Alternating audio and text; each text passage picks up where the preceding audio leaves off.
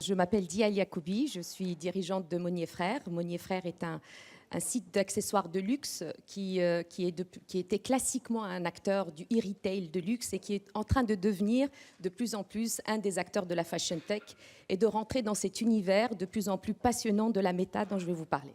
Je veux vous parler aujourd'hui, merci d'ailleurs de m'avoir invitée, je suis très heureuse qu'il y ait cette initiative car cette association de la French Tech avec par exemple la French Tech pourrait être demain un des leviers importants de création à la fois de champions numériques, mais aussi de champions dans le contenu et dans cette narration qui va devenir de plus en plus impactante et importante dans ces nouveaux univers de gaming et de méta qui vont de plus en plus être associés à la nouvelle génération Z et M. Je voulais vous parler de la French Touch parce que depuis que je suis entrepreneur, tech entrepreneur depuis plus de 20 ans, dans la deep tech, dans les telcos, j'ai toujours été fascinée de voir à quel point cette French Touch était particulière, était spéciale. À chaque fois que je voyage dans le monde, les lieux les plus passionnants, les plus intéressants sont tenus par des Français. Les quartiers les plus sympathiques sont tenus par des Français. Les produits les plus sexy et qui attirent le plus de désirabilité sont français. Pourquoi cette French Touch ? Est-ce que c'est arrivé par hasard ou est-ce que c'est le fruit d'une intuition ? En réalité, quand on regarde un peu plus loin, on réalise que le luxe français vient d'une vision qu'a eue Louis XIV, exécutée de manière assez performante par Colbert, qui, à cette époque, ils ont été assez énervés par ces tisserands et ces marchands italiens qui commençaient à avoir de plus en plus de puissance et de plus en plus d'influence. Et ils ont décidé finalement de construire une industrie qui ne se limite pas uniquement à des fabriques. Ils ont créé un écosystème en attirant de plus en plus d'artisans. Et surtout, ils ont commencé à construire un narratif, à impacter l'imaginaire jusqu'au salon, que ça soit à Paris, que ça soit à Milan, que ça soit à Vienne et en Russie. Et cet héritage, on peut dire même que Louis XIV a été un des plus grands marketeurs de tous les temps. Presque 4 siècles plus tard, nous sommes encore en train de capitaliser sur cette image et cette French Touch qui nous a livré. Entretenue après par, bien sûr, Marie-Antoinette, exportée par Napoléon, et puis transformée par des leaders entrepreneurs de talent, comme par exemple messieurs Arnaud et Pinault, qui ont saisi des innovations, des disruptions qui se sont réalisées, notamment dans les années 90 avec la financiarisation de l'économie et de l'industrie, pour créer des leaders français dans le luxe. Qui font évidemment notre fierté et qui nous sont enviés par le monde entier, particulièrement les Italiens. Donc je pense que mon intuition, c'est que le luxe français s'est toujours réinventé, cette French Touch s'est toujours réinventée au moment où il y a eu des disruptions, au moment où il y a eu des transformations massives. Et nous sommes justement aux portes d'une transformation massive, comme nous n'en avons pas vécu depuis 20 ans. J'étais à la naissance de l'Internet, au moment de sa création, au moment de... Bon, ça ne me rajeunit pas beaucoup, je suis désolée de le dire, je ne devrais pas dire ça d'ailleurs, et au moment de sa maturité. Et ce que nous sommes en train de vivre aujourd'hui avec, que ça soit la crypto, avec l'intelligence artificielle, avec bien sûr les méta qui effraient un certain nombre d'entre nous, mais qui en réalité, comme ça, l'Internet a effrayé nos parents et nos grands-parents à l'époque. Cette transformation qui est en train de se réaliser, c'est une opportunité majeure pour pouvoir saisir et créer des champions. Champions en alliant justement cette French Touch et cette French Tech. J'ai beaucoup voyagé, j'ai été très souvent en Chine, particulièrement à partir des années 2012, et j'étais fascinée de voir à quel point ils ont transformé leurs champions digitaux. Ils ont décidé 30 ans, même 40 ans avant, de devenir les leaders mondiaux du digital. Comme aujourd'hui, ils ont décidé de devenir les leaders mondiaux de l'intelligence artificielle et du méta demain. Ce qui est en train de se passer, c'est que cette innovation qui est portée par leur plateforme est en train de transformer massivement le type de consommation, les consommateurs et également la façon dont on va commercer, dont on va communiquer, dont on va créer de la valeur. Pour prendre quelques exemples, je parle de ça parce que plus de 50% de notre chiffre aujourd'hui est porté par l'Asie. Et ce que nous sommes en train d'observer là-bas et ce que nous sommes en train d'analyser et comme laboratoire, nous sommes en train de l'importer aujourd'hui en Europe et même aux États-Unis parce que nous sommes internationaux également. Donc je prends quelques exemples. La plupart des acteurs du retail, qu'ils soient offline ou online, aujourd'hui constatent que l'innovation dans le parcours de consommation et dans le parcours d'achat d'un consommateur, la façon d'interagir avec lui, vient de la Chine. Pour prendre encore un exemple un peu moins lointain, le social commerce, encore balbutiant en Europe, aux États-Unis, et qui aujourd'hui est devenu le sport national en Chine.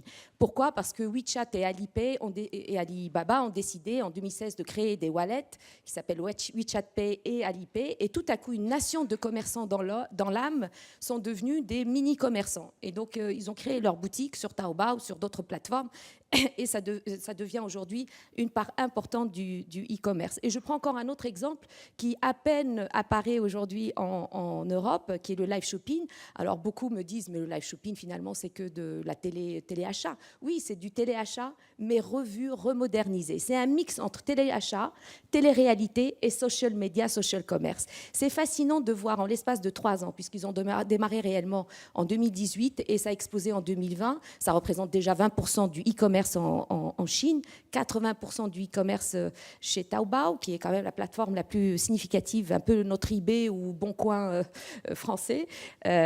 Aujourd'hui, c'est devenu un flux de shopping important et pourtant, il n'existe pas encore en Europe ni aux États-Unis. Pourquoi ? Parce que leur plateforme digitale, la façon dont ils ont construit leur stratégie digitale, leur permet d'avoir des plateformes complètement sans couture, seamless, alors qu'en Europe, aux États-Unis, les GAFA actuels n'ont pas encore réussi à le faire. Donc pour moi, à la lumière de mes 10 dernières années à observer minutieusement le marché chinois particulièrement, les futurs GAFA seront asiatiques. Et donc on assiste de plus en plus à l'arrivée de ces GAFA, futurs GAFA.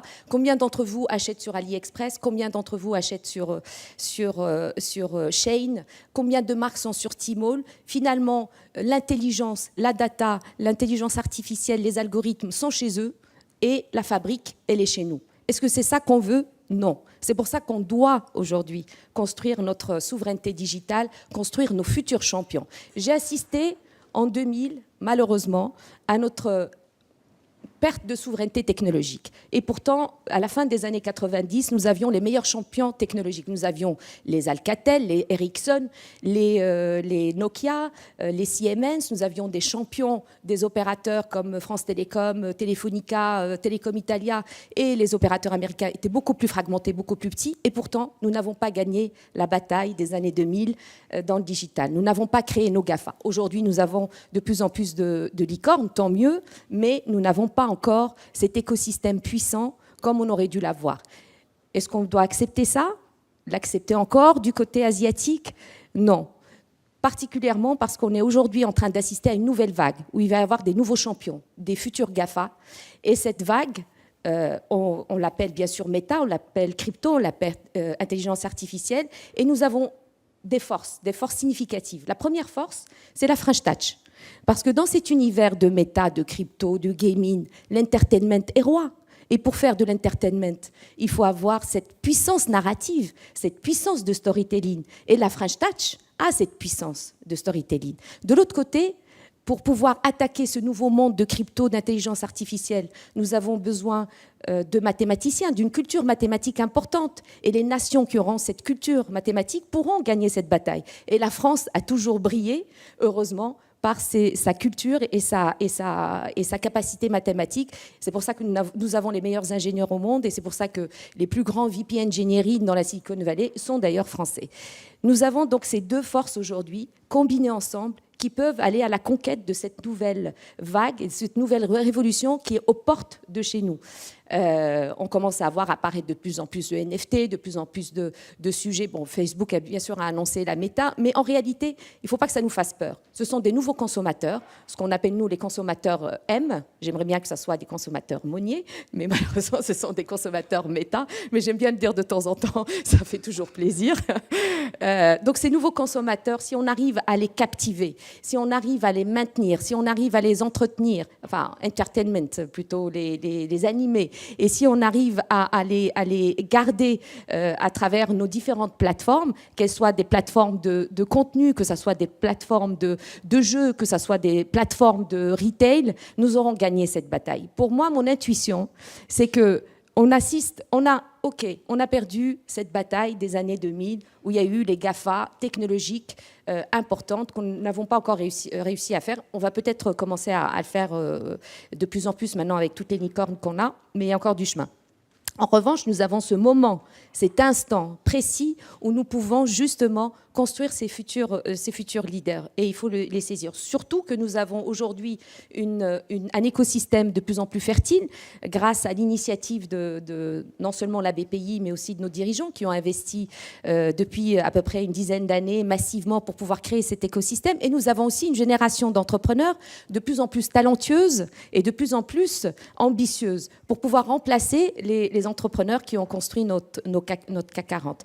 Donc, cette ambition, elle est réelle, elle est possible si on arrive à rassembler nos forces, nos volontés, nos talents. Et c'est pour ça que je suis très heureuse aujourd'hui d'avoir et d'assister, de participer à cette initiative portée par Eric et la BPI qui s'appelle We Are French Touch. Voilà, merci.